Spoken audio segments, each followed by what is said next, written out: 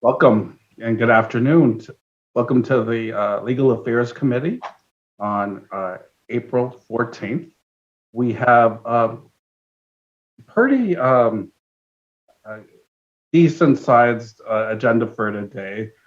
In terms of goals for today, the things that I'd like to accomplish are agreement from this committee on a timeline for procurement of the VRA and Litigation Counsel.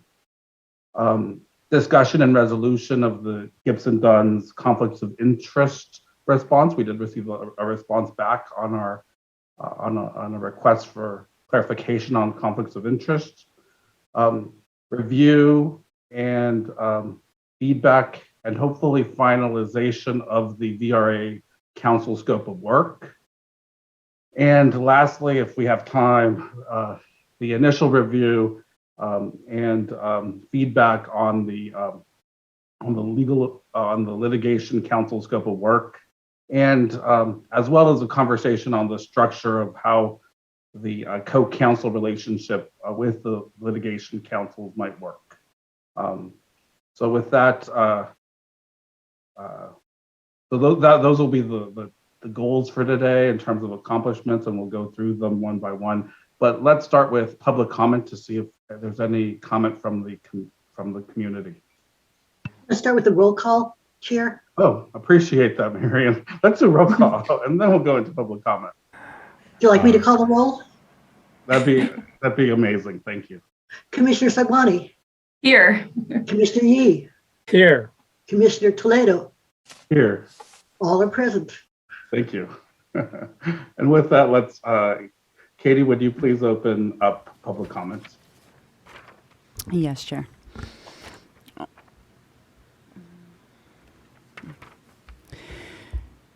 In order to maximize transparency and public participation in our process, the Commissioners will be taking public comment by phone. To call in, dial the telephone number provided on the live stream feed. It is 877-853-5247. When prompted to enter the meeting ID number provided on the live stream feed, it is 948-9135-8907 for this meeting. When prompted to enter a participant ID, simply press the pound key. Once you have dialed in, you will be placed in a queue. To indicate you wish to comment, please press star 9. This will raise your hand for the moderator. When it is your turn to speak, you will hear a message that says the host would like you to talk and to press star 6 to speak. If you would like to give your name, please state and spell it for the record. You are not required to provide your name to give public comment. Please make sure to mute your computer or live stream audio to prevent any feedback or distortion during your call. Once you are waiting in the queue, be alert for when it is your turn to speak, and again, please turn down the live stream volume. Commission members and staff may not communicate with or receive communications about redistricting matters from anyone outside of a public hearing. Please visit our website for further information on how to submit official public comment or official public input at www.wedrawthelines.org. And we do not have anybody in the queue at this time. Great, so we'll wait a couple minutes, and in the meantime, we'll start preparing for a conversation on the timeline for procurement.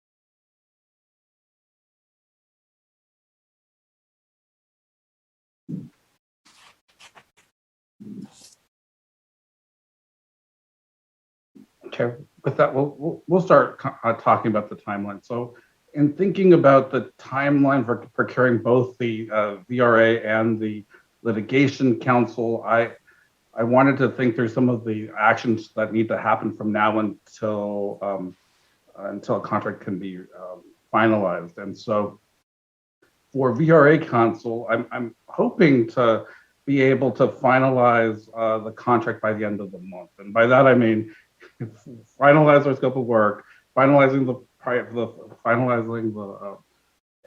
negotiate and finalizing the price structure, and then having a draft contract that's approved by the commission for submission to the appropriate government agencies for approval. That, of course, will take some additional time after we do our we submit.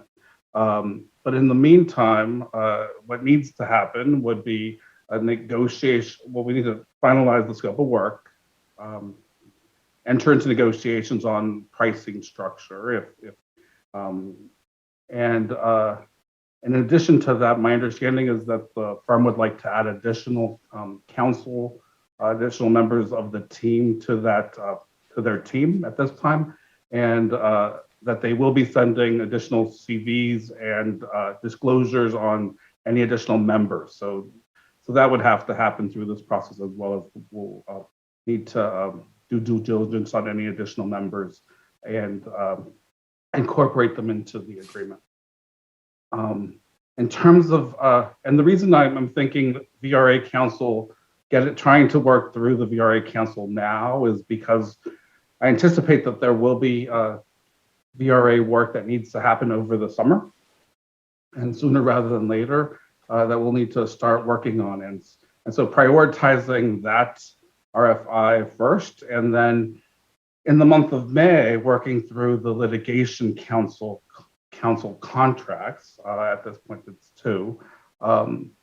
And with that group of candidates, we have disclosures to finalize. I know we have, and we'll have a conversation on that today, as well to review and finalize and have resolution on, as well as negotiation on the scope of work, and also on the pricing structure, and even on the structure of the litigation management guidelines and how the two firms will work with one another. And so it's a little bit more complex, and will probably take a little bit longer to get to. And in terms of priority, litigation, although we want to start thinking and planning about how to make sure that our litigation strategy, we do have more time to have a litigation strategy, and so it's not we don't have to do it now. We can wait until May to work on that. Any comment on that from other members of the commission? Are you in agreement? Would you like? I'm just interested in hearing what your thoughts are in terms of timeline around procurement. That all sounds very reasonable. The last commission, the advice we got was there's no rush on it, even though, of course, we have no idea whether anything might come up anytime soon. So, but yeah, I would agree with that. I think from a practical standpoint, it makes a lot of sense to prioritize the VRA. I think as you are doing already, though, I mean, I see that the scope of work, the first cut at the litigation scope of work is posted here. So, you know, certainly I don't think we should completely wait for that on that process until VRA is done, but simply prioritizing VRA and then working on litigation does make sense. I don't want it to go too far out, though, before we can get to litigation and get that signed and finalized. I think in large part because one of the things that we heard is that what would be most beneficial from a litigation standpoint is if those teams can be a part of our process moving forward, so that they can help understand the process that we're undertaking, as well as provide any guidance, not just to VRA, but in general in terms of our processes, should that come up from a litigation standpoint.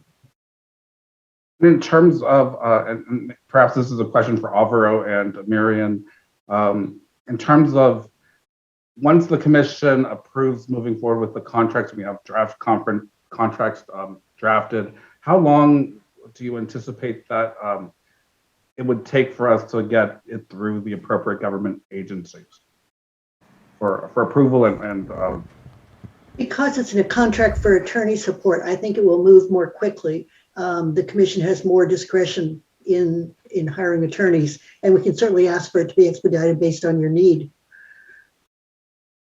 I don't want to do it. It won't take as long as other contracts. That's all I can say. Appreciate it. Thank you. That's helpful. Another question that has come up, especially around VRA, and it potentially could impact both the contract and the timeline for the contract, is the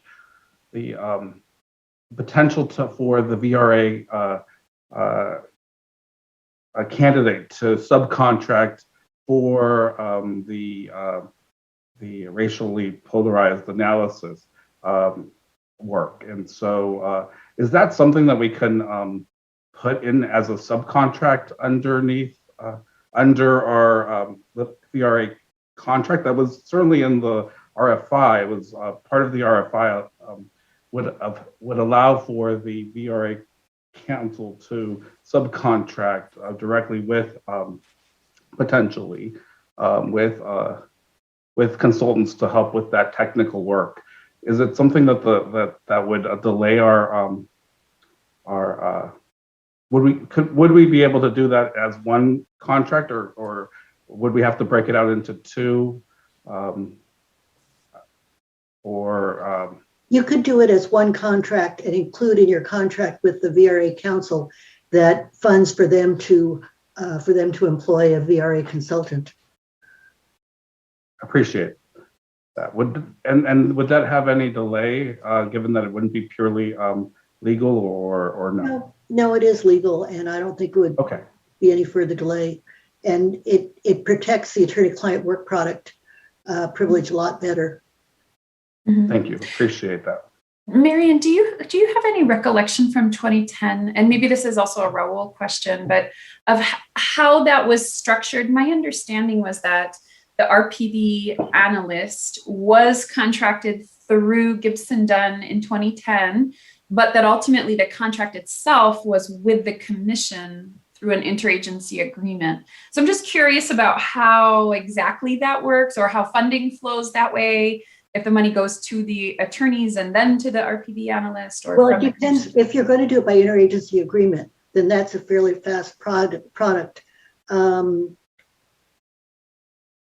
And it may be cheaper to do it that way, but you'd have to have an understanding with your VRA council ahead of time about if they're going to be using someone who's eligible for an interagency agreement or not. Right. Okay. Maybe that's one of the things to do in your discussions with VRA council, is if they have someone in mind, and if it's someone that, which would be the right method to hire that person. Mm-hmm. That's great. And anything, and I don't know, Pedro, if you had already said this or not, but we did just have a preliminary conversation with the Stromosser-Wucher team just to begin the discussions of this contract and the development of the scope of work. And this issue did come up. And so I think this is helpful to have a better understanding of how it was done in 2010. Did they have somebody in mind? Well, they had heard us say in our deliberations for council that we would be interested in using the UCLA team. They certainly seem to say that they would very much support that also. I don't, of course, know if the UCLA team wants that contract or not, or if they want to do something else. So I don't think that conversation has happened yet.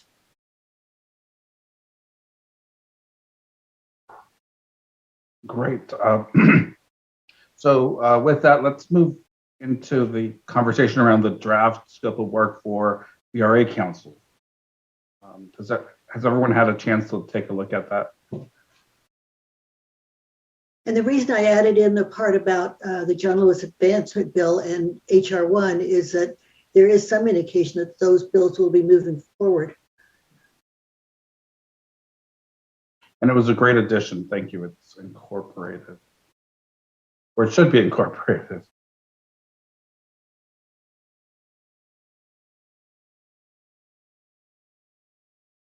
Is there any initial discussion or concerns or feedback on the VRA Council scope of work?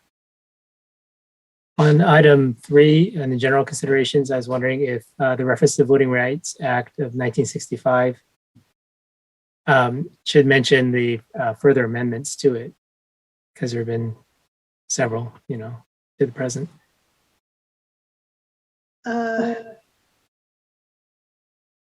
If you could put it as amended if you want to, it really doesn't matter. All the amendments are incorporated into what is now the Voting Rights Act.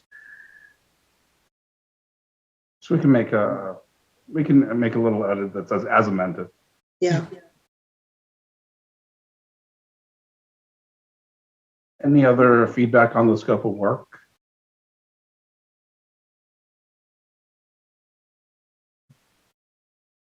It's a pretty general scope of work, and the thought here is that we do want the VRA Council to be able to give us counsel and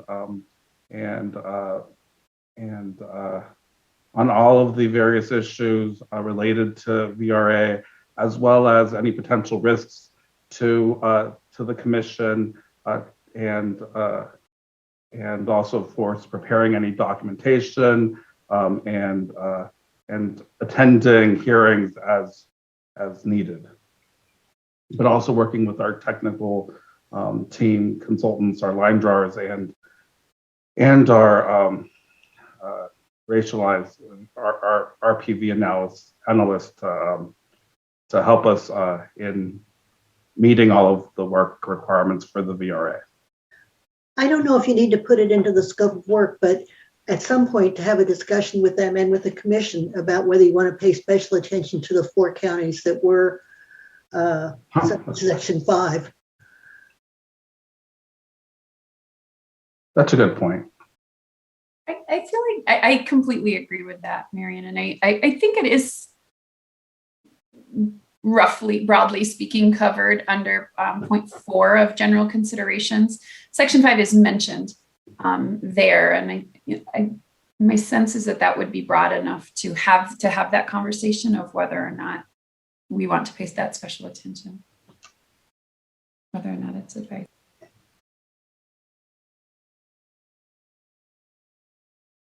I'm also wondering, do we want to, certainly under specific considerations, point 2, I think that the numbering, at least on the draft I'm looking at, still has the numbering off. Special considerations has 2 .2s and no 0.3. In terms of the piece with the technical consultant, do we want to check in with the Q2 Haystack team at all to see if they have any specifics? I think that this should cover it, but I do know certainly there had been issues from 2010 in terms of the working relationship. I don't anticipate that being the case this time around, given that we've separated VRA from litigation, but perhaps it makes sense at least to touch base and see if they have any additional input to provide in terms of the structuring of particularly point 2 under specific considerations, work with technical consultants. I'm okay with checking in with them and seeing if they have any feedback on the scope. For that item, it mentions prisoners. I think we're preferring to use language like people in prison or imprisoned people. We can update to reflect that language. Incarcerated people? Incarcerated persons. Persons. Yeah. Certainly we can make that change.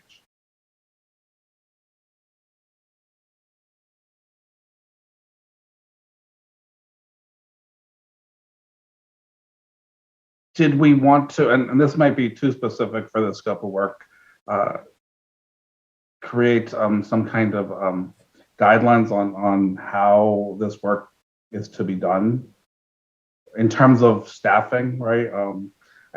I wanted to keep it as broad as possible because the work is fluid, and but at the same time there is cost considerations that we have to think through in terms of attendance at meetings, attendance at communication with the Legal Affairs Committee and with the Commission, potential trainings that we may want and may need for the Commission,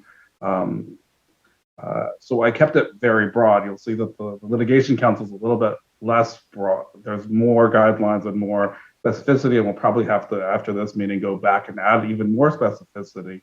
But this is kept a little bit more broad. And I just wanted to get some feedback from all of you on that as well. Well, I certainly think it would be helpful if we can talk about it now.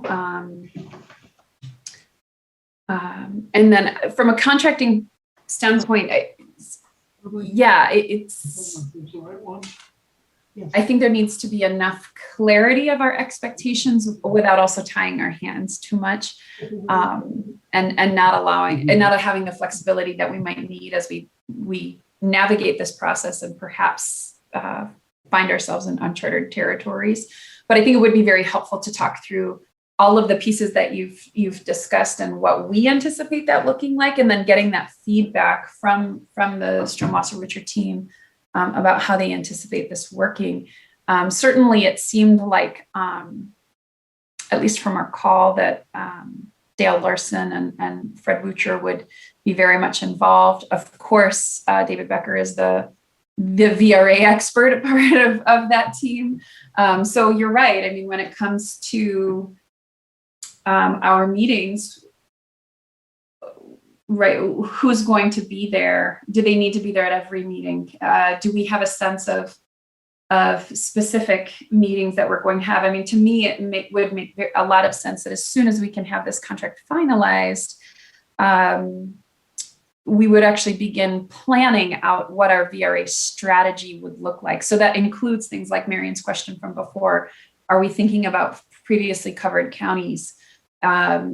Where are current majority minority districts and therefore the populations that those districts are covering? How do we want to be, what is our approach going to be in the line drawing process, in our community outreach process? And I think having that kind of strategic plan would be very beneficial. Is that just one meeting, right? Is that, how do we structure that in such a way, right? How many hours of work is it for each individual, or is there a flat fee that would be associated with that meeting? So trying to think through what we need and want, and then how that actually translates into billable hours, I think would be really helpful. Yeah, I'm also thinking in light of the request to add, I believe, three or four more associates to the team, right? Every additional team is member may result, doesn't have to, but may result in additional cost, just in terms of getting up to speed and keeping abreast with the matter.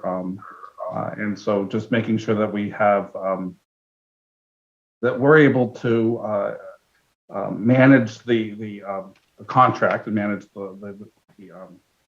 the attorney and the firm and be able to control our costs. And tied into that, make sure that the fee for David Becker would be the same as that was predicted for Justin Levitt, since the fee structure just referred to Levitt. Well, thank you. Appreciate that. Right, but actually their proposal is a flat fee, $45,000 a month, and then $4,000 to $7,000 per commission meeting. So, yeah, so it's not hourly. Times other than meetings. Right, so I think that would be covered under the flat fee. I mean, that's all to be negotiated, of course, but. Yeah, so we would need to take that back, and if there's anything in addition to, right, so we need to make sure that everything is covered within the flat fee, and that there's not, and I know there's a couple of exceptions, and if there are exceptions, how much, identifying what the cost would be for that. The additional personnel have to be approved by a supermajority of the full commission, so we'll need to make sure they have time for that. Yes. Yes. And we did request the CVs and the disclosures for all of them, any additional member. Avra? So discussing the flat fee, we're talking about monthly flat fee, and we're going to identify exactly what is included, which in my mind, I'm thinking a lot of that would include attending or participating in some of the line drawer sessions or public input sessions, correct? Or is that separate and apart? My understanding from reading the RFI was that some meetings are separate and apart, and some meetings are part of that. So I think we have to go through and really understand what they mean by that, and what we need really, because it's more about what we need, and then figuring out negotiating a fee structure that's reasonable and appropriate for that work, given that this is taxpayer dollars, and we have to be good fiduciaries. Well, given that you don't know when issues are going to come up, I think having somebody from the firm attend all meetings, but it doesn't have to be a top level person. It can be someone just to be the conduit for any questions and come back with answers. And Marion, in that you're including all of our business meetings, all of the community input meetings. The community input meetings, yes, not the business meetings. Okay. And then I do think there are times when in some of our business meetings, I could anticipate it would be helpful to have someone present. So for example, Commissioner Yee and I have been working with the Public Policy Institute of California for this presentation that we keep talking about for months. I feel like we've been talking about it. It's finally going to happen at the end of April. I think our anticipation was originally that this was going to inform community outreach, but we're at the stage where it could also begin to help us think about VRA considerations as well. It might be beneficial to have, the line drawer there, to have someone from the VRA team, although they're not yet under contract, but having them present to help kind of frame, okay, we see these demographic shifts. What are some of the questions we should be asking ourselves in terms of VRA compliance? And if they're thinking not about our willing approach. to do that before the contract is finalized, it is going to be recorded, so they could always review it afterwards and make any suggestions about how they think you should use the information. Or maybe it could be finalized by then, I don't know. Okay. Another question: if we were to want to bring the firm in earlier to do a training, a discrete training for the commission on VRA, or continuing education for the commission, would it be possible to do some other kind of agreement? Maybe this is a question for both Alvaro and Marion. Like some kind of short-term agreement while we're working through this VRA RFI contracting process. We might need Raul to answer that one. My fear is that everything having to do with one person is supposed to be under one contract. So there could be a separate personal services contract, but that might preclude you from having a broader contract. So it probably would be better to wait until they're under contract and have that, maybe do the training as one of their hourly fees rather than the attending a meeting fee. Yes, and that's what I would recommend as well. If we can move this forward pretty quickly, if we can move the contracting piece pretty quickly, then it may not be an issue, because if it only takes 30 days to get under contract, then we could have training scheduled. We start planning the training and scheduling it for early June. Right. Maybe they'd be willing to do initial training pro bono. And perhaps maybe they're willing to do some more pro bono. Alvaro, I think you had your I was just going to concur with Marion. We have to be careful, because that might be considered going around the process of contracting with that individual. So I would prefer we didn't do that. Okay. Yeah, and I like Commissioner Yee's idea about potentially having them do a little bit of pro bono initially, especially if it's a training. Well, Justin Levitt already did it, so maybe they'd be still willing to carry that on. All right. So, any other feedback on the scope of work? On the specific considerations, it mentions the racially polarized voting work and such, and then number 6, the report at the end. Mm-hmm. We want to mention anything about any confidential reports or privileged reports? Well, the report to the Secretary of State's office is a public report. I think that's what it's referring to, the report that accompanies the maps. If you're thinking about the VRA analysis, that if it's done working with your attorney is predicted as attorney work product. Right. So I'm just wondering whether that's worth mentioning here or whether it'll just happen in the course of doing all this. I think if you set it up that it's done at their direction, it becomes attorney work product.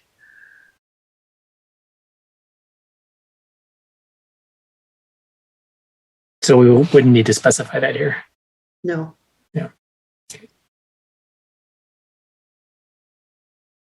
And last time they also prepared the submissions to the Department of Justice on the Section 5 counties. If that could always be a later modification, I assume that if the John Lewis bill passes, that and the commission is required to submit those reports, that could be in addition to the contract. Or you could write something into it to say, if in fact such and such an amendment occurs, that will also be included as one of their responsibilities. I'd be comfortable including that if everybody else is. So, okay, so we'll work on include. Can you get us some language for that, Marion? Sure. Thank you, appreciate it. Avra? Yeah, I reached out to Raul, and he's come back, and his recommendation is that for subcontractors and experts, that the commission must approve the hires. Going to add that type of language. Okay, so we'll add a language into the sub to make it very clear that the commission would need to approve the hire of a subcontractor.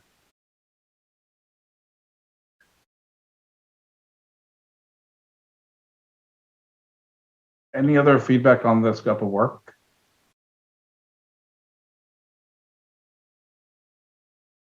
And Alvaro, could you ask Raul to just maybe give us some language or help us figure out where to put that clause that you wanted added? Yes, he's working on some language that he'll be forwarding over to you in a draft format. Appreciate it. Thank you.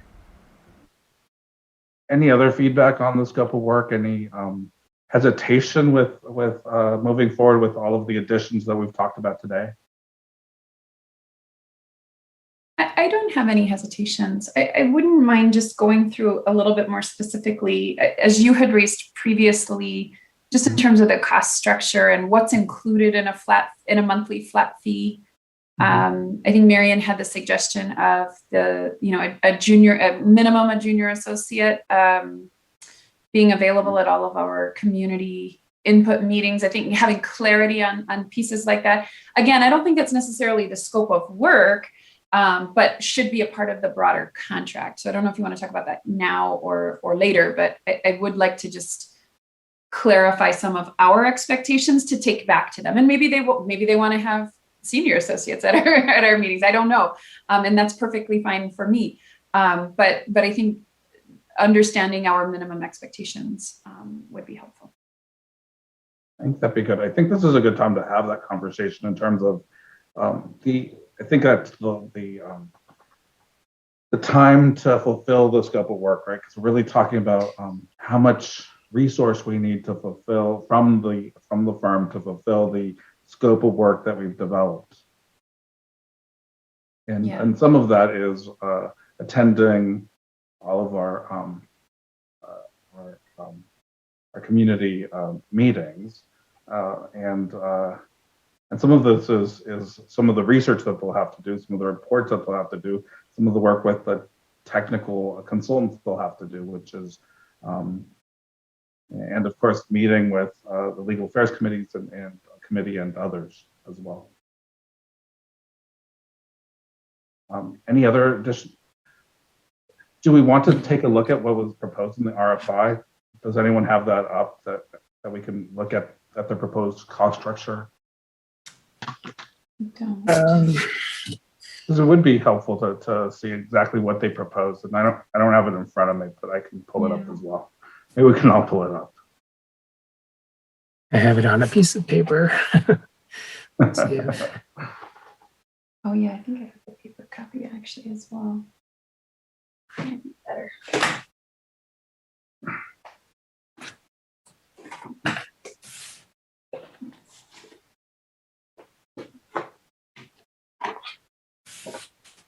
Oh, I have the piece of paper too.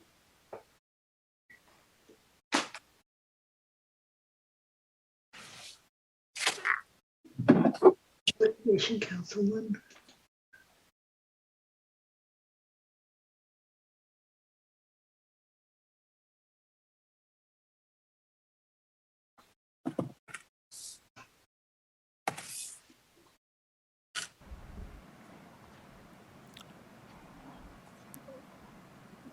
Is there a specific section that you wanted to go to? The pricing structure. So pricing, if you maybe search for pricing. Well, this is our RFI we're looking at. We want their response. Is that right? Oh yeah, yeah. We want their response. It's Okay, section, sorry about that. section 6 are the No fee worries. arrangements. It's at the very end before attachment A, or, yeah. I think I have it. No, I don't. Right. Sorry.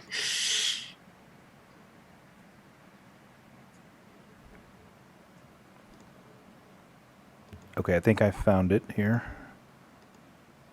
Is this the correct one? That's it. Thank you, Albert. Perfect. And go to page 16.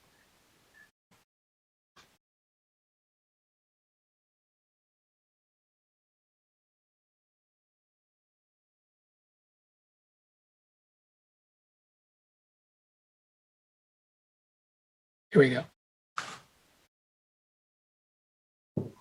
This is perfect.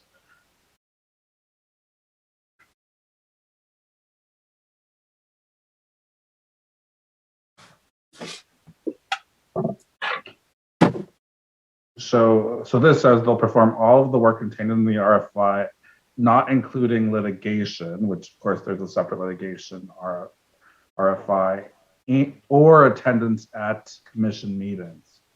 And that's for a fixed fee of $45,000. I don't know what they envision that's going to include. Yeah, it's very broad. And then attendance at meetings would be billed separately at a discounted rate.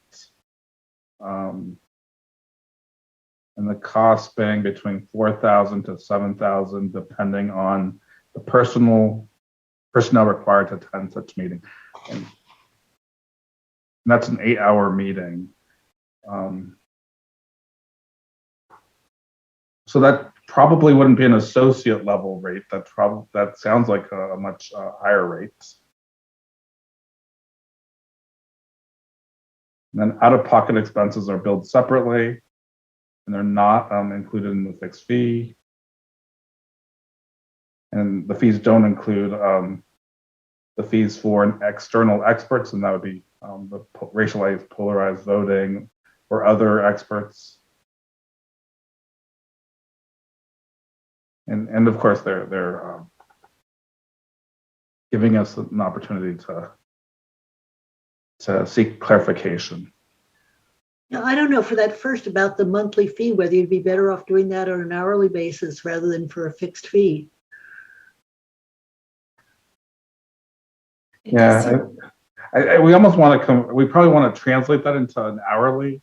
What does that come out to hourly based on their hourly discounted hourly rates, right? And then figure out what they'd be doing during. When I think they did have hourly rates in their litigation RFI, which of course is separate, but It was about 500 an hour, I believe.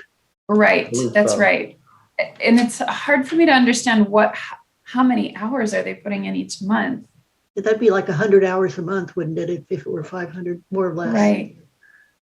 Which seems like a lot. Yeah. And why are we as commissioners only paid daily?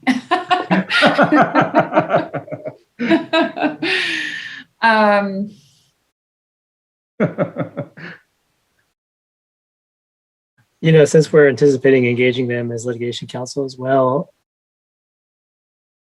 I wonder what overlap there is here too with attendance at meetings and things like that. Be playing both roles. Yeah, and to that end, Marion, I know that we had discussed previously, but I'd love to just hear your thoughts on this. We had two separate RFIs, so the prevailing wisdom that we've been operating under is that therefore we need two contracts. But obviously there is overlap in the work, right, between VRA counsel and litigation counsel.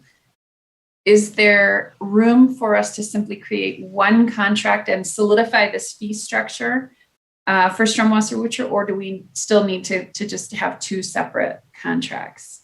Because the hard part is that having them also as our litigation counsel, there will be overlap between the work of these two contracts. I think it's a question of timing more than anything. If you want to have this one set up right away and you don't know yet what your arrangements are going to be for litigation counsel, I would hate to see this one delayed while you get that worked out. You could put something in here to say, to the extent that they are also retained as litigation counsel, there would be coordination of efforts or something. So there would no duplication of efforts or something like that. And they explicitly carve out litigation in their RFI, in the response. Yeah. Right, but if someone is attending in a meeting, they can answer litigation questions as well as VRA questions. Right. That's point well. And under what contract are they billing? Right? Are they going to bill? Are they going to say it's both the $4,000 to $7,000 fee and an additional fee for litigation when it's really the same individual doing both? Yeah, I think that should be clarified, but I don't think they would want to do that. That would be really tacky. Yeah. Unseemly. Well, I'm not talking about them, but about lawyers in general. And I mean no offense to my literally colleagues here. And I think we need to understand better what the 45,000 comes out to, what the work that would be covered under that, as well as what it would translate to if it was an hourly rate. It might be helpful to look back and see how many hours were, and I know it's a totally different environment at this point, but how many hours were billed under the last 2010 VRA process. It may be apples and oranges given that the scope of work is different, and we started off with VRA and then shifted to another group, but it might be good to take a look at how many hours were spent doing the VRA analysis. And I know they were doing more or different work as well. Just to come up with a ballpark of hours that we anticipate we'll need as well. And for me personally, if we're paying this much monthly, I'd like to make some adjustments to the scope of work. For me, I would just feel better if where we have things like ensure constitutionality, advise the commission, I'd like to see that advice in writing. Personally, I mean, not everything needs to always be in writing, but to some extent, I think that having a written documentation of what our strategy is for VRA compliance would make me feel more comfortable, and also just help me feel like we're paying all of this money with taxpayer dollars. What is the work product of it? I do like the idea of actually having some tangible result. I don't know if Marion, if you have thoughts on that, but for me personally, that would give me greater comfort if there is a work product, just as there is a work product for the end of it, there is a report at the end. I think before we even begin our process, I'd like to see a document outlining what our strategy, what they're advising our strategy to be.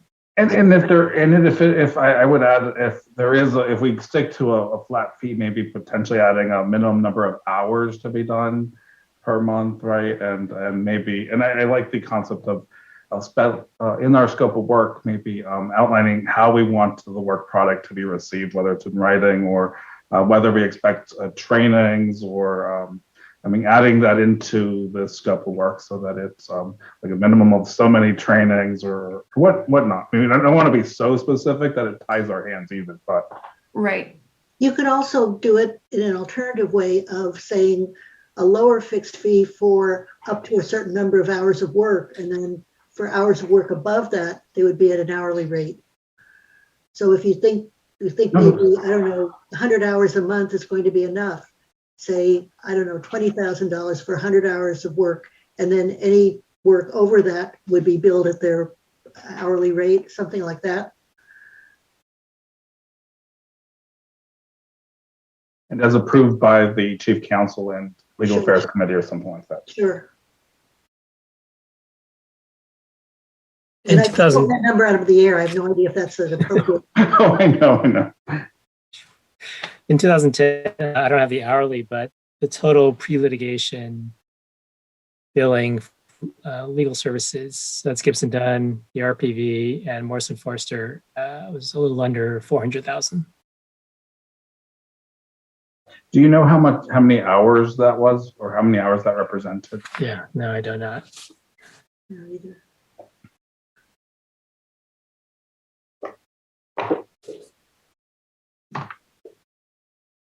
So I think we have the contracts for those, so I think we can go back and extrapolate based on the rates in the contracts.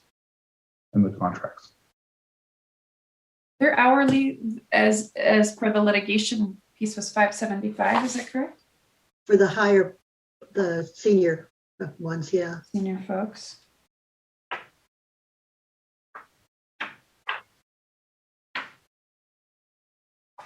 So that would put us at like 78 hours.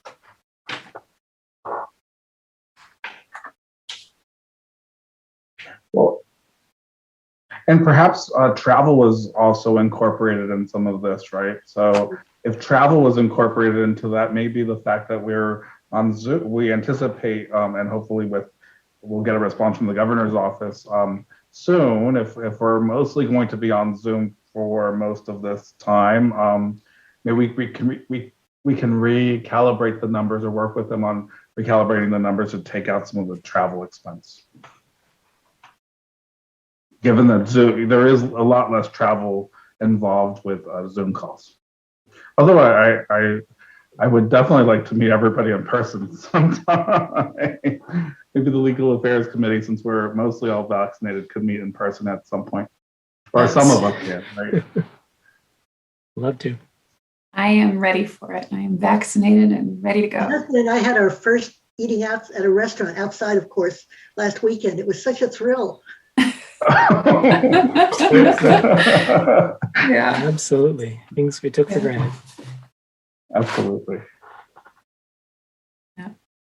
So in terms of next steps, so we have, I think the next step is really working with the firm to clarify what this 45,000 is in the flat fee, identify what and work with them on an understanding and clarifying that, as well as like this flat fee for attending meetings of $4,000 to $7,000, and who would be attending, who they envision attending those meetings, because that seems a little bit high if it's an associate level person, and trying to understand. And then, as Commissioner Sidwani mentioned, going through the scope of work a little bit more and clarifying what the deliverables would be, especially if we're paying this higher level, paying this rate, then the expectation should be very clear. Yes. Yes, and I again, I'm a proponent of a strategy plan that would be a deliverable very early on of what should the approach of the commission be to ensure VRA compliance, that would take a look at some of these questions that we've raised around post-Shelby and, operating in a post-Shelby world, assessment of current VRA compliant districts. Naleo actually presented a beautiful presentation of that earlier this year already. And scoping out some recommendations for how the commissions should proceed. In 2010, we of course the commission took on those covered counties first. Should we still be doing that? Or others have suggested that because Los Angeles is so, it has been referred to as a tangled knot, I think, of trying to focus in on Los Angeles and the Southern California regions first and operating out from there. These are questions that I have, and I'd love to seek their counsel, but I'd actually, especially given the cost that it has, I think it behooves us to ask for a report on this. How soon is the PPIC report going to be available? I don't know that they're releasing it publicly, or I don't know what their plans are to release it publicly outside of presenting it to the commission. And do we know when that's going to be? Yes, April 20, the meeting of April 28th. I forget which day and time exactly, but that meeting. So in 2 weeks. Because that will give you a better idea of where you should be focusing also. Yeah.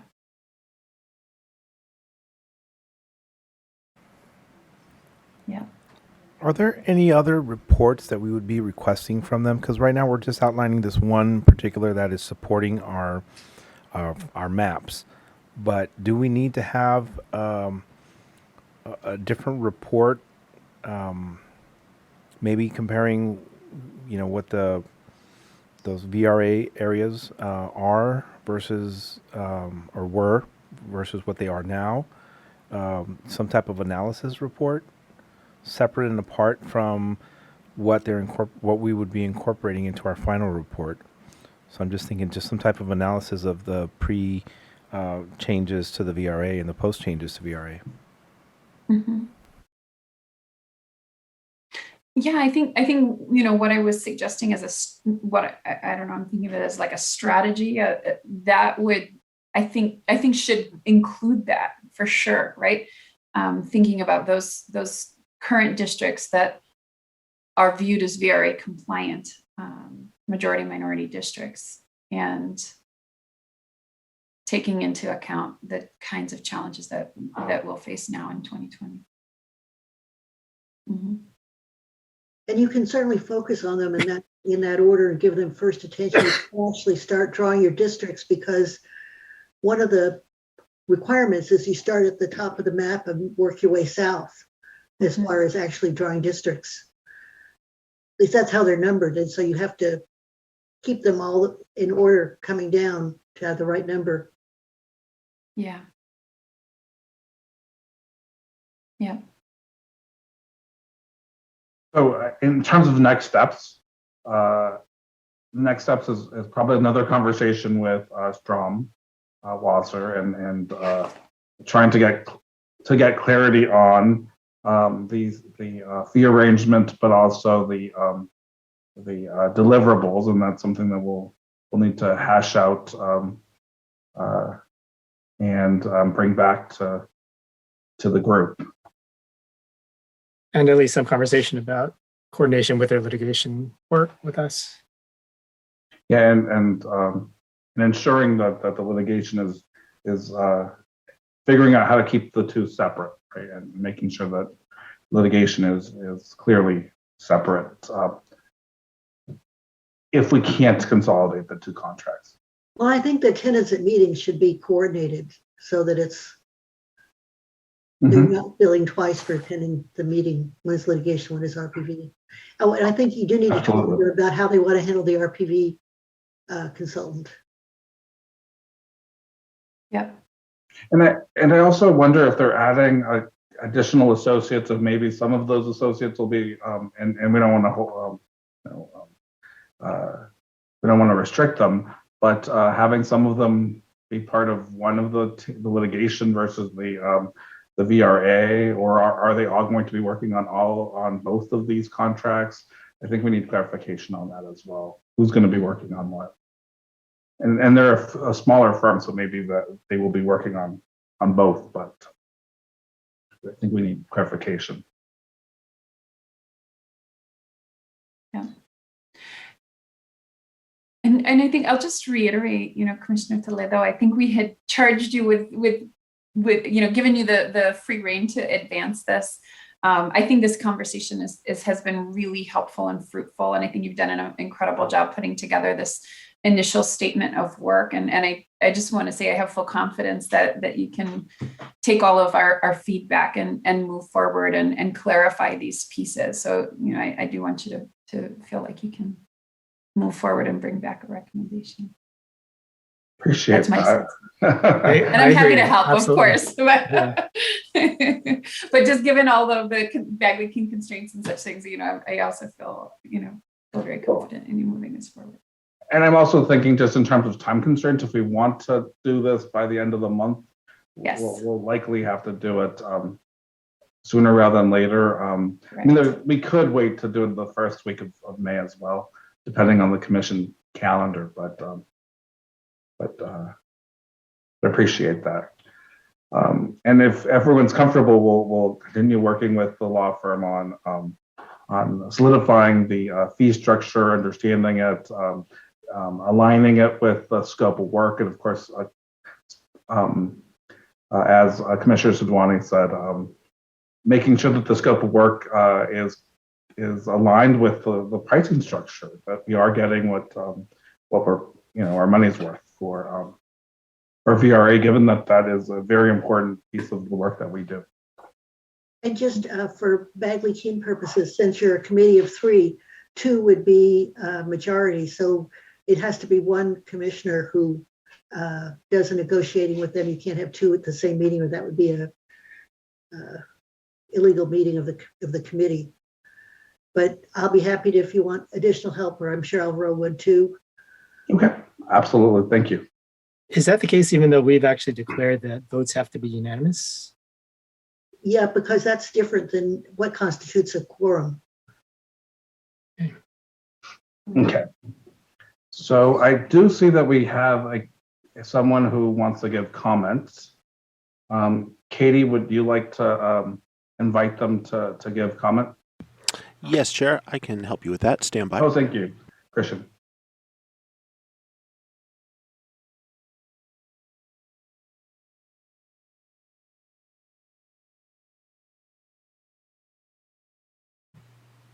Go ahead, caller. Oh, hi, Commissioners. This is Angelo Anchetta, Angelo Ancheta. Good afternoon. Angelo. Hi. Hi, Marion. Hi, Hi there. Director Hernandez. Yeah, I was just listening in. I've been listening in, and Commissioner Sadwani earlier discussed or had a question about the racially polarized voting consultant, Dr. Barreto. So that was not an interagency agreement because he was at the University of Washington at the time, so not at UCLA.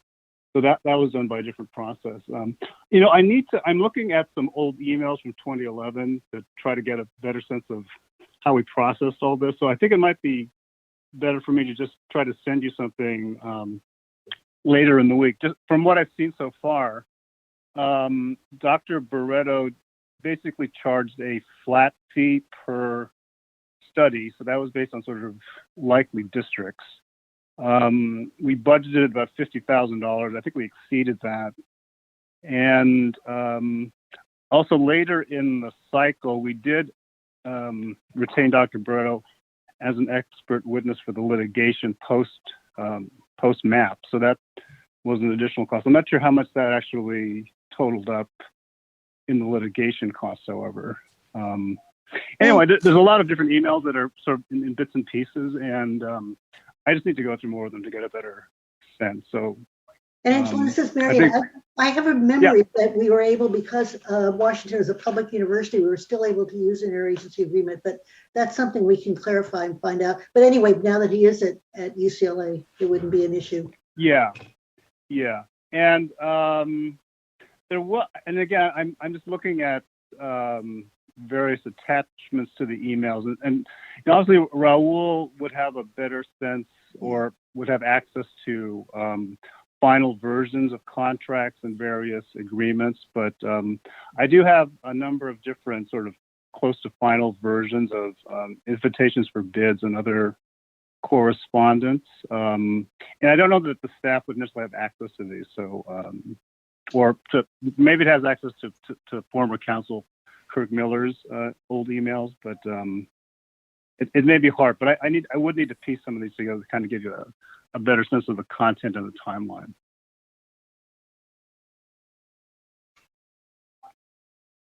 Anyway, that's all I have to say at this point. I'm still looking through the old I'm still looking through the old emails at this point, so I don't have anything. Unless I have some questions, I might be able to answer based on what I've looked at so far. But again, it's just sort of pieces here and there. And I'm doing different searches on, Barreto or polarized voting and And various things are Angelo, sort of about popping the up. timing, I don't think that you all got the any of those in this early in the process for the 2010 commission, did you? It was quite a bit later. Oh, no, it's quite a bit later, and that's why I sort of had urged the commission to get a much earlier start than we did. Yeah, if you look at the timing, like Dr. Barreto, a lot of the correspondence is sort of late May, early June, which is already very close to the time for the draft maps to have been put together. So, which is one of the problems we had last cycle, was that the draft maps really didn't have a thorough VRA analysis before they were published. So, yeah, you're ahead of the game at this point. But again, with a lot of things that are related to the last cycle, it's sort of scattered in different archives, and again, a lot of the stuff I think might only be in the emails because they were exchanged between myself and some of the other legal committee members and Kirk Miller. So I'll try to forward as much as I can, given what I can reconstruct. Thank you for all your help. Oh, and, no problem. And thank you for your comments. Yeah, just let me know if you need additional documents. I have a lot of old emails, but it's not the perfect record, since other either staff or other commissioners were also involved. Thank you, Appreciate Angelo. Always good to hear from Okay, you. thanks. With that, let's move on to discussion of the Gibson Dunn disclosures. I know Commissioner Yee has compiled some correspondence and has received a response back from Gibson Dunn. Right. So there's been 2 rounds. As you'll recall, we initially had some items that Tina Keller's verification report highlighted, and Gibson Dunn responded to those, which alerted us to our RFI language not asking for what we had thought, not clearly asking for, unambiguously asking for what we had thought it had asked for. They also provided some explanation of 2 lobbying items, which I thought were adequate explanations. But then then I did further research and cross-checked various items that had come up in public comment, and identified 4 political contributions by the firm, which seemed to fall under even the narrowest interpretation of the RFI. So I wrote about that, got a response. By the way, both responses like in 1 day. Very impressive. So that's posted, and basically Mr. Skolnick says those were simply inadvertent omissions. So now it's up to us to weigh how we feel about that. And then we've promised a memo to the full commission about all of this. I have a draft for you in the handouts.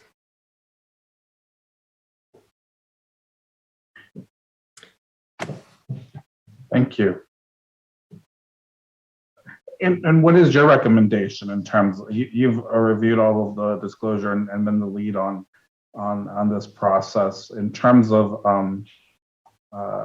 their response? What is your thought process on that at this point?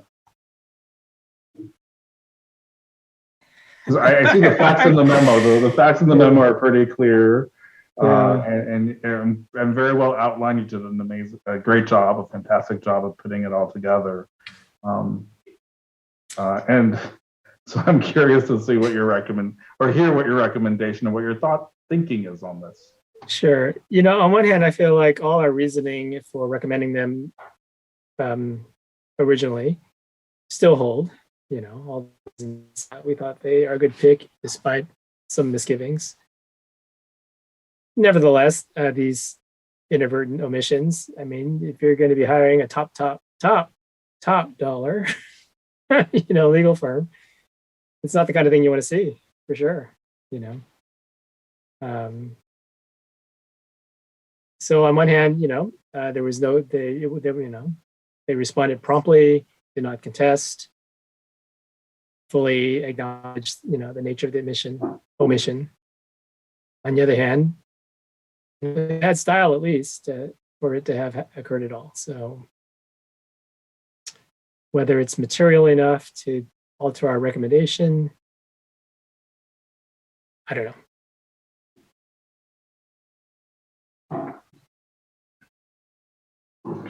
Commissioner Sadwani, do you have any thoughts about or leanings one way or the other? I don't, I think I share Commissioner Yu's concerns, but I think they did respond promptly, for sure. I can see when the responses came in, they were right away. I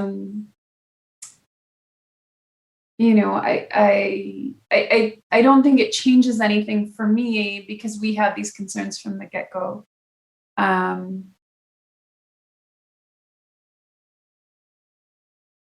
So I would still maintain the same recommendation. It doesn't, everything we've found, they have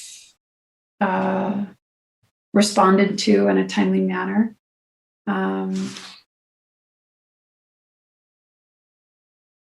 So to me, it doesn't negate them from, they were still responsive to the RFI as far as we could tell, which doesn't exclude them from consideration. And for me, it comes down to intent. Did they intend to keep this information transparent, to be to hide this information, and based on what I'm hearing and what I'm seeing from the work that Commissioner Yee has done, it doesn't seem to be an intent to hide this information from the commission, but rather inadvertent. They didn't disclose inadvertently, or with that there wasn't an intent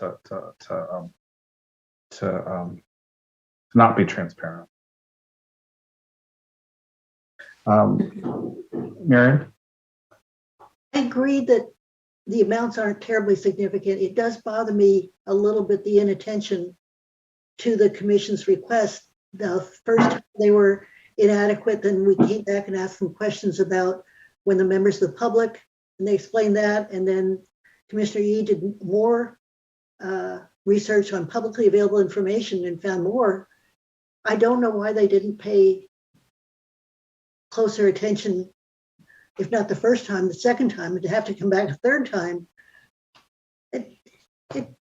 I question it, their commitment to clarity, completeness.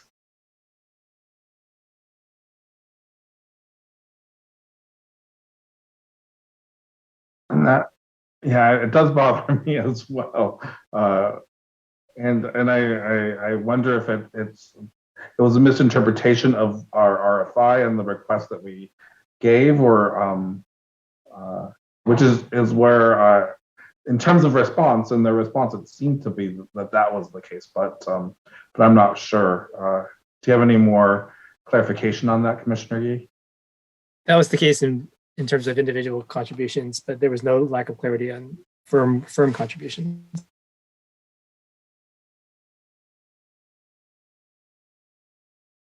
Which in fact, the first response from them noted.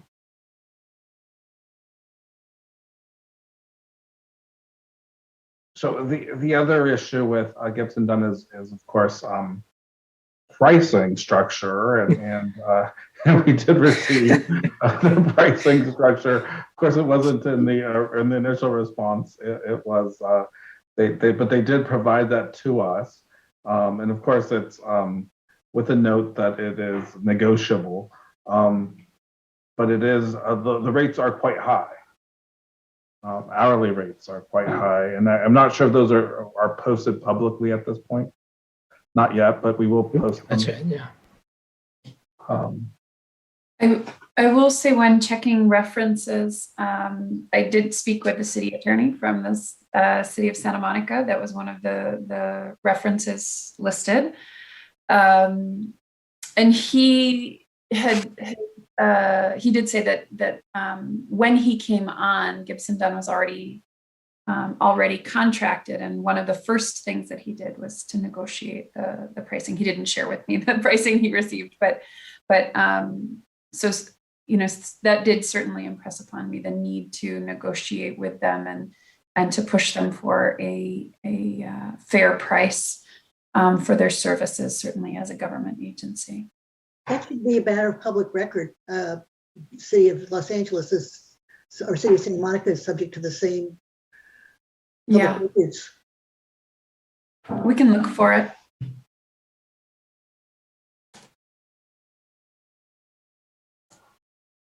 And so with that, are we in agreement that we would continue to recommend Gibson Dunn? I'm not talking about the pricing structure, because at this point we haven't even negotiated that, but in terms of keeping them in the running for this contract and as a potential contractor.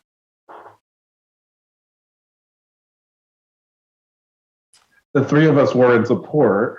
And so I want to make sure that we still are, the three of us continue to be in support of this firm participating. I think partly at this point it starts becoming an issue of the scope of work and how it plays out with them and Stromwasser Wutcherbecker and how it all divides out. Especially if pricing becomes an issue. I think the disclosures for me, it's like in and of itself wouldn't disqualify them, although I don't like it. It's more like a strike one. If pricing just becomes a loggerhead, then that might be strike two. That's how I'm feeling. And if a reasonable division, and if they insist on being involved in every stage of the work, right alongside Stromwasser, which are against our desire, strike three. I think that's how I'm feeling. Okay, and so at this point, the three of us seem to be in agreement that we'd continue through our procurement process and trying to finalize the scope of work, and then negotiating a price structure that's reasonable, as well as a co-counsel agreement, management agreement that is reasonable as well. And so moving forward, the three of us are in agreement with moving forward with the procurement process with Gibson Dunn at this point. Yes. I was just waiting for Sarah to. I'm in agreement with moving forward if the I'm not in agreement.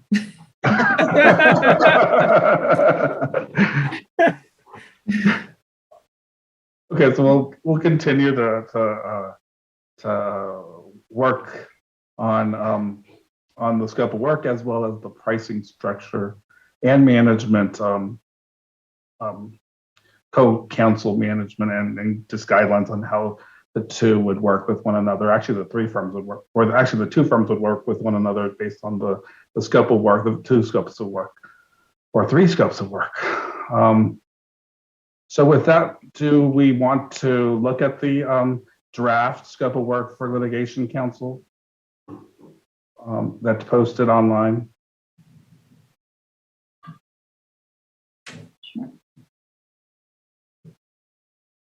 So for my memo, I'll just amend that to reflect our decision to continue with the recommendation, and report that the next time the commission meets.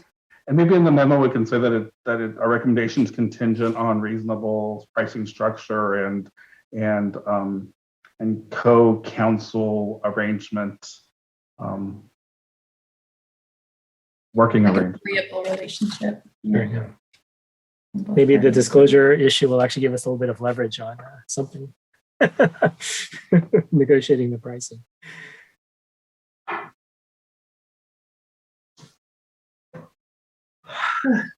We have to move these meetings back to morning. This afternoon is killing me. It's nap Right time. after lunch is tough. Oh, this is ridiculous. We should have thought Okay. about that and done it in the morning. I'll put that, maybe next time. Yeah, I don't know that 1 o'clock is really good for anyone in the public either. Oh, I know. Do we need to take a break also? It's Break is scheduled for 2:30. 2:30. So we have another, Another 10 minutes or so. yeah, 10 minutes or so. All right, so we have, the scope of work is pretty general on top, but the litigation management guidelines are very specific. So, and this is of course the first pass at this, and it will need quite a bit of review and editing and hopefully public comment, as I do anticipate that the scope of work for Stromhauser would be different than the scope of work for Gibson Dunn, and would need to be adjusted as such. I would suggest something in there about coordinating with your chief counsel on decisions. Would that be, are you thinking under litigation management or just in general considerations? I was thinking litigation, but maybe it should be for all of it. Okay. It's most important for litigation.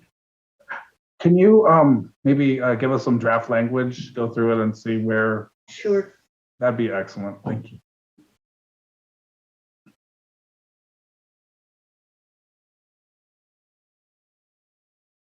And do you think it should be just for litigation or should it be for all of it?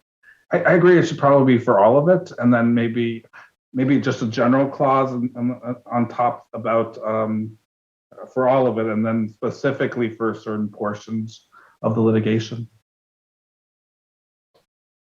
Because our chief counsel will ultimately be very involved in all of this, and likely the liaison with the firm. Well, especially on day-to-day things, since your committee needs to do your noticed meetings. That's right.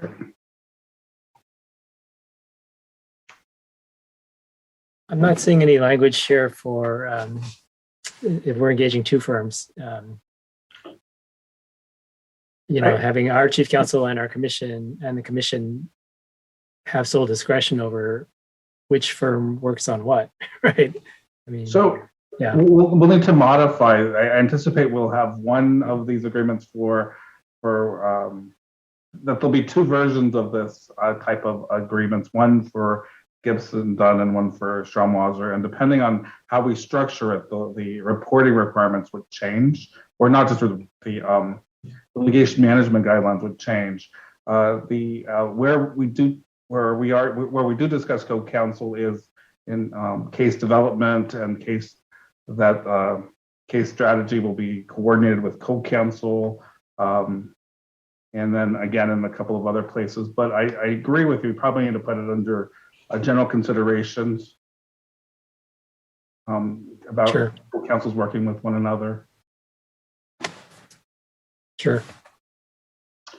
And I do think depending on how we structure the relationship with the two firms, we'll need the litigation management guidelines are going to change. So, and what I mean by that is if we want one of the firms to be the lead on litigation, then we'll need to adjust these to have to spell out what the lead does, and then if we want secondary, or I don't even know how we would refer to that, but if one of them is the lead and the other is supporting, then we would need to adjust these guidelines to reflect that.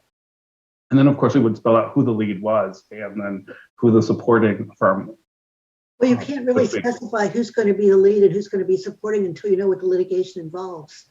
That's right. A VRA question that I assume you'd want Stromhauser if it were more of a general issue to how the commission functions. You might want to have Gibson Dunn.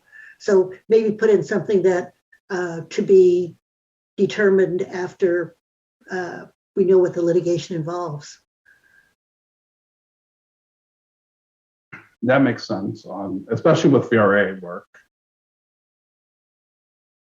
So Marion, would that look like something like as should a case arise, the co-counsel would be coordinated at the request of the chief counsel or at the request of the commission, or as determined by the Legislative Advisory Committee with the consultation with the chief counsel, something like that. Okay. It'd be great if we could draft some language around that for us to consider. I'll have it for your next meeting, yeah. Appreciate it. Thank you so much.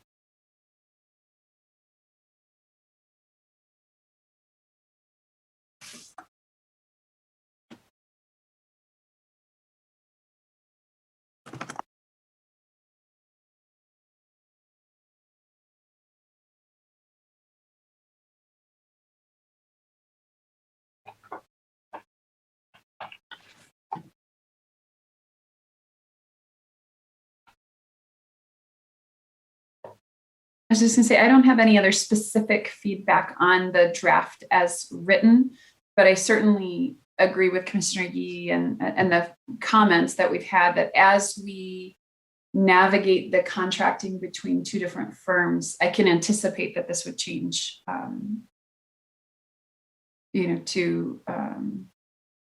to reflect some of the differences in the scope of work between the two. With the general assumption that Stromwasser-Wucher, who would presumably, if we're working off of the procurement timeline that we discussed earlier in this meeting, will already be under contract as VRA. I think it can be structured and as such, I would assume, right? And I'll just put it out there as well. When we put out the RFI, we really weren't thinking about a co-counsel relationship. We were thinking about one litigation firm. And so having co-counsel for litigation does, there's cost considerations. And of course, there's also management considerations in terms of managing the two firms and also preventing duplication, because we'll essentially have two firms advising us on an issue, which may not be a bad thing, of course, if we need the resources of a larger firm, or other types of the resources of a larger firm, but there is the potential for duplication. There's a potential for increased costs, and of course, the cost structure for the two firms are different.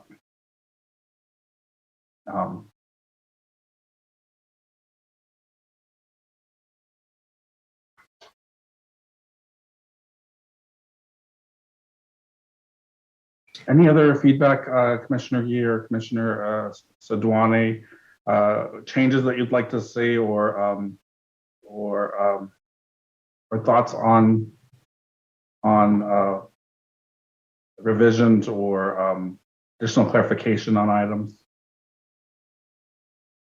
Other than what we've mentioned, it all looks really good. Excellent work on this. Is this the place where we say anything about time frame, or is that in the contracting? Time frame for litigation counsel, or yeah, yes. We can add a section on time frame, but I would think it'd be in the other provisions of the contract in terms of the pricing, and then the time frame in which we anticipate their work to occur. But of course, we need them for the whole time of any active litigation. But I would think it'd be in the other sections of the contract. That's fine. But we can certainly add something if in terms of when we think we will need them, that sort of thing. Of course, we don't always know. Is that what you're thinking, or am I not? That's right. I was just remembering something from 2010 about at some point things get passed off to the AG or something like that. Oh, that's a good point. Yeah. Well, that had the cases the AG handled had more to do with the commission procedures in existence, challenges to how the commission was set up, and things like that. At that time, the AG didn't want to represent them on, for example, the report to the Department of Justice. But there was a challenge to whether or not the commission could be racially balanced, and they handled that one because that had to do with a governmental issue. I don't know. Alvaro's been the one who's been working with the AG's office. So is there a potential that the AG might take on some of this work at some point? Or It's would we possible. be? I'm not sure if that's something that the commission wants. I mean, Okay. the AG is a political person, and you may, in order to keep your nonpartisanship, you may want to keep your actual district maps not handled by the AG's office, but that's up to the commission. Okay. And that makes sense. Alvaro?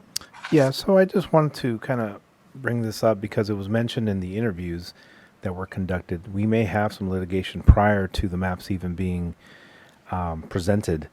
And so is that where we would see some of either of these two firms involved? And the reason I'm asking from a budget perspective also, we have specific funds that are post-map litigation that are, for litigation where they're questioning our actual maps. But in light of what was brought up in the different interviews, there might be litigation even prior to the maps, given the delays in the census and all of that. So trying to identify where, from my perspective, where we would be coming up, identifying the funds for.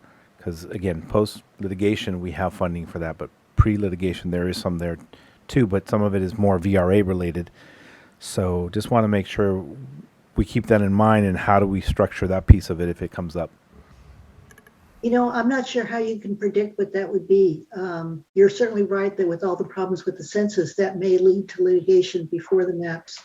I don't think any of the other challenges would come up before then. So it may have to be that you if that happens, then work to revise a contract to include something additional beyond that originally anticipated. And it's sort of like they had to do last time, to get additional money from the legislature if something unexpected arises. I mean, there may be challenges to the timing of the census, there may be challenges to the accuracy of the census, who knows? And it wouldn't have to be brought by the commission, it'd be brought somebody else, be challenging what the commission, if someone didn't want the commission to use the legacy data, for example. So it is 2:30, and I know that we're scheduled for a break. I'm just curious, in terms of additional conversation, because we have talked about the scope of work. If everyone is comfortable with continuing to work on the scope of work and the pricing structure and the management agreement. So I guess my question is, do we want to continue this conversation after break, or are we comfortable where we are in charging at this point potentially one of us and to work on scope of work and pricing structure? I'm happy to continue to work on it and work with staff on trying to get the pricing structure to be more reasonable, and of course sharing it once through staff as we get developments. I know Raul has offered to assist as well, which is great because he has been involved in this process with the last commission and Marion as well, and so it's wonderful to have that resource. And hopefully you'll have your chief counsel that can work with you on the litigation contract. Oh yes, absolutely. And if our timeline is in May for chief counsel, then we may have additional resource at that point. Or I'm entirely happy. You, Commissioner Toledo, take it from here. Full confidence in your ability to further these. And of course, if there's anything, I'll forward it on to staff, and they'll forward on communication to as appropriate to the committee. If we get any the date for your next meeting? Yes.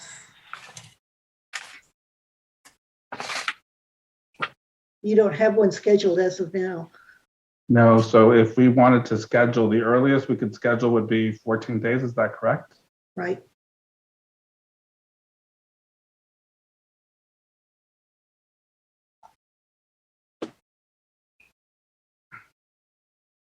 Let me pull my map. So you could do it on the 28th if you, isn't that the day you added the 28th last time? That's right. That's when public input is meeting is in the same time frame, 4 to 8 p.m.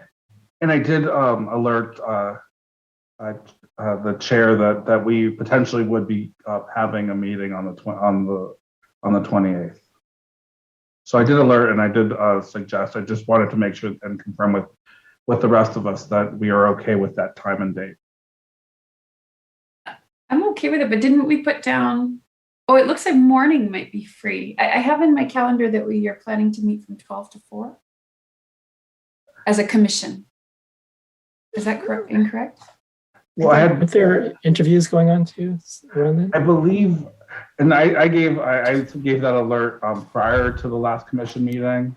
So I think at the last commission we added that time as well for commission work, but I'm not 100% sure. Alvaro, do you have clarification on that? It depends on the interviews. We were going to try to hold the interviews the earlier part of the week, the 26th, 27th, and then push out the meeting out to the 28th. And I don't think any of you are on the public input committee, are you? No. So you could meet at the same time as they do. There are the resources for that. Oh, do we have the interpretation and the audio visual? Yes, you could set it up. Oh, so either so let's if everyone's okay with the 28th, we can work on finding the correct time, a time that'll work. And they would have to be posted by tomorrow. Does that work for, if we were to do it 4 to 8, would that work for you, Commissioner Sidwani and Dee? Yep, I would just need to be done by 7, actually. I don't Teach at anticipate we 7. go to 8. Okay. I would hope that we could finish it in 2 hours, like 4 to 6. But Perfect. That I can certainly do. Then we're hitting dinner time. 4 to 6 is great. Yeah, that's good. And Okay, if need great. be till 7, I can go till 7. Yeah, same for me. Okay. Although I will warn you, if I don't eat, I get grumpy. Sometimes business gets done quicker that way. Yeah, that's right. That's right. All right, so let's Christian, can we go to public comment and then we'll adjourn for today. Very good, Chair. Stand by.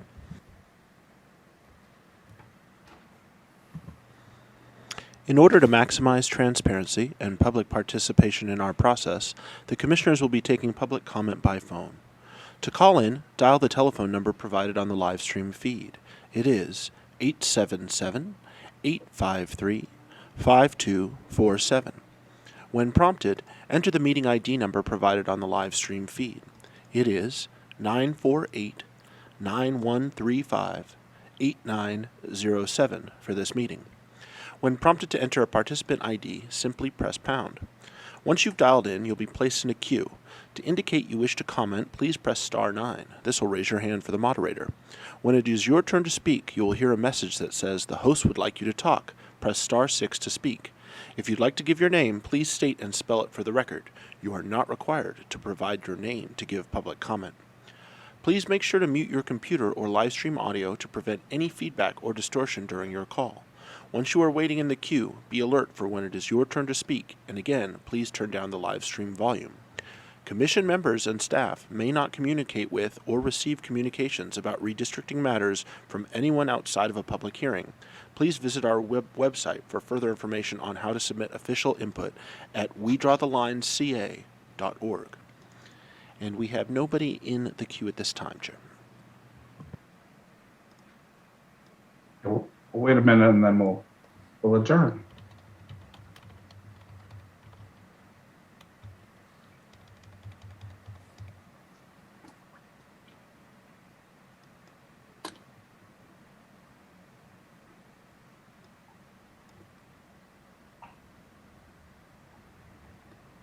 Commissioner Toledo, quick question. For the Legal Affairs Committee meeting on the 28th, were you thinking 1 to 4?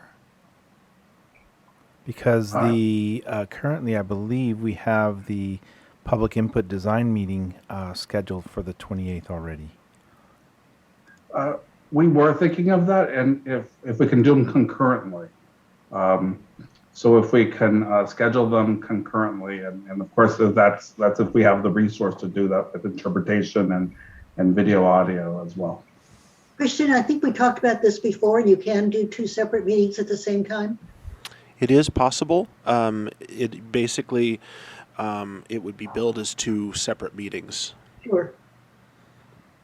Whereas when we do one and then the other, because it fits into the 8-hour block, it's all, it all fits under one. So, Okay. you see what I'm saying?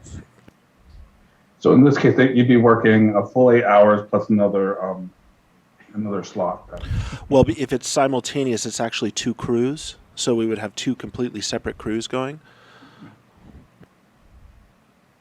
Would it make sense then to hold the meeting on the 29th? I see that we have, I don't know what the schedule is anymore, because I know that some dates were added at the last meeting. So I don't know if what I have on my 29th calendar is a is. separate day anyway, because I don't think the commission's scheduled on the 29th. I thought we were adding the 29th for the interviews. We have the 29th scheduled, yes. Oh, we So do? 26th through the 29th. And is it full day on the 29th? Yes, we have it as a full day. It's a long week. It'll be a long week. I can check with Chair Fernandez and see what the schedule looks like for the actual presentations and see if we can fit in on the 29th, if that's something you want to consider. Yeah, can you check with her and see if there's a 2-hour block that we can use on one of these meeting dates? Because really, we only need about, I'd say 2 to at most 3 hours, but I would think 2 hours. Yeah, we're finishing in an hour and a half today. And so you're open on the 28th and 29th? That would work I for me. I don't know about Commissioner Yee and Commissioner Sidwani. Yeah. Those are fine. I mean, we could meet the 28th, 1 to 4, or 1 to 3 also, right? I mean, That's what I time have is a the meeting scheduled, 12 to 4. Right. 28th. But I'm going to try to find a 2-hour slot and see if we can't fit it in there. Yeah. I could also do Wednesday morning, but I think that puts us over 8 hours from the perspective of the contract for ASL and videography in any case. It wouldn't require a separate team, so maybe that's easier. Basically, when you go over the 8 hours, it's another day. So, if it pleases the committee, I can sit down with Alvaro after we adjourn and look at some options and come up with some options for y'all. Perfect. Thank you. That'd be great. Thank you. thank you. Absolutely. Looks And like we a have caller. no. Oh, I take that back. We have a caller. Stand by.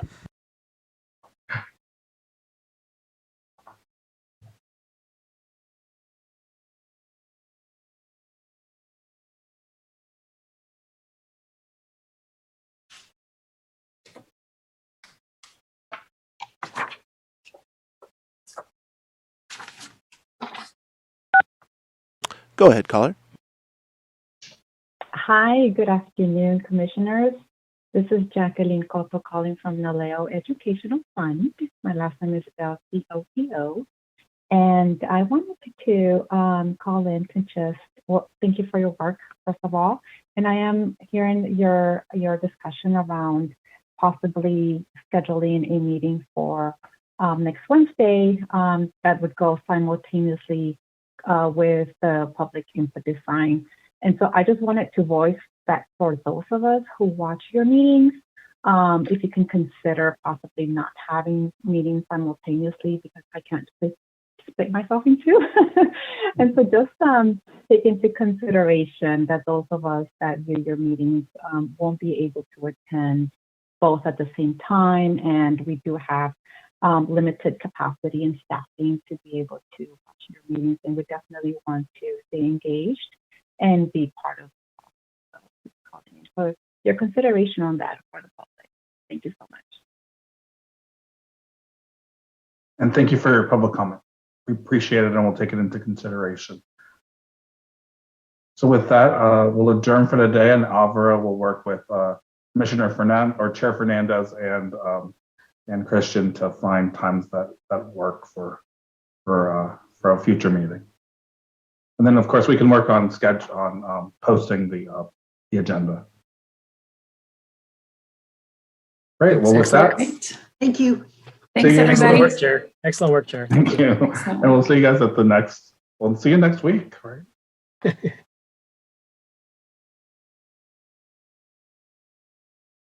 Saturday, yes. Saturday.